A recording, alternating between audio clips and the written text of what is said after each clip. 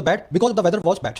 सभी flights cancel हो गई हैं क्योंकि वेदर जो है खराब था। सेंटेंस को ब्रेक कर दो। हैव बीन कैंसिल्ड आपकी वर्ब है पैसिव वॉइस में, फ्लाइट्स आपका सब्जेक्ट है, ऑल एक एडजेक्टिव है, सभी की सभी फ्लाइट्स कैंसिल हो गई हैं। बिकॉज ऑफ एक प्रीपोजिशन है, उसके बाद शुरू हुआ दूसरा क्लोज, वॉज यहाँ पे लिंकिंग वर्ब है, वेदर सब्जेक्ट और बैड एक सब्जेक्ट कॉम्प्लीमेंट है। अब देखो इस रूल को समझो, नीचे लिखा हुआ है बिकॉज, ना बिकॉज वो होती है कंजंक्शन और बिकॉज ऑफ होती है प्रीपोजिशन।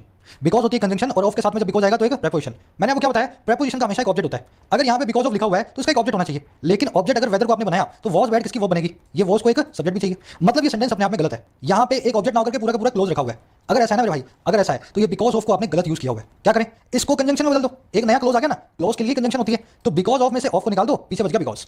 आपको अक्सर बिकॉज और बिकॉज ऑफ के ऊपर क्वेश्चंस मिलेंगे जिसमें आपको बिकॉज ऑफ को बिकॉज में या बिकॉज को बिकॉज ऑफ में बदलना होगा। ये कैसे पता लगेगा, सेंटेंस को ब्रेक करके। अगर ऑब्जेक्ट दिया हो बिकॉज ऑफ के बाद में तो आप जो है बिकॉज ऑफ को पढ़ा रहने दें। अगर बाद में एक पूरा क्लोज रखा हो तो समझ जाना प्रीपोजिशन नहीं कंजंक्शन की जरूरत है, फटाफट ऑफ को निकाल देना। अब ये सेंटेंस सही भी हो सकता था अगर मैं ऐसा लिख देता, all flights have been cancelled because of the bad weather. सभी फ्लाइट्स कैंसिल हो गई हैं बैड वेदर के कारण। समझ गए ना, बिकॉज ऑफ प्रीपोजिशन का ऑब्जेक्ट हो जाता है द बैड वेदर, है ना। अब यहाँ पे क्लोज नहीं था, बिकॉज ऑफ प्रीपोजिशन का यूज बिल्कुल ठीक है।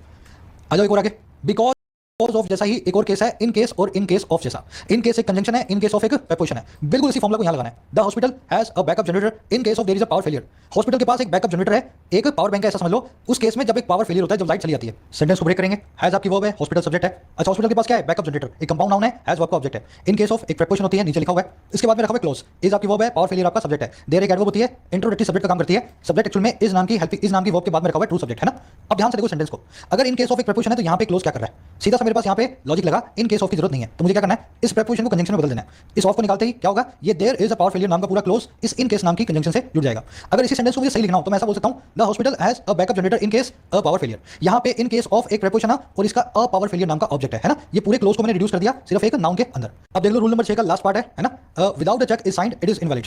बिना साइन के एक चेक इनवैलिड होता है, without a cheque is signed it is invalid. ध्यान देना, विदाउट एक प्रीपोजिशन है और अनलेस एक कंजंक्शन है, दोनों का मतलब होता है बिना, बिना इस काम के या बिना इस चीज के। अगर विदाउट एक प्रीपोजिशन है तो अ चेक इज साइंड में यहां पे एक पूरा का पूरा क्लोज आपने लगा दिया।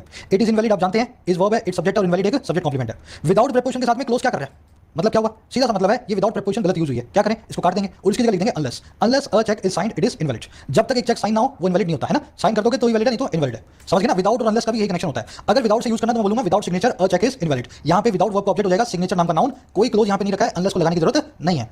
बढ़े आगे आ जाओ, रूल नंबर 7।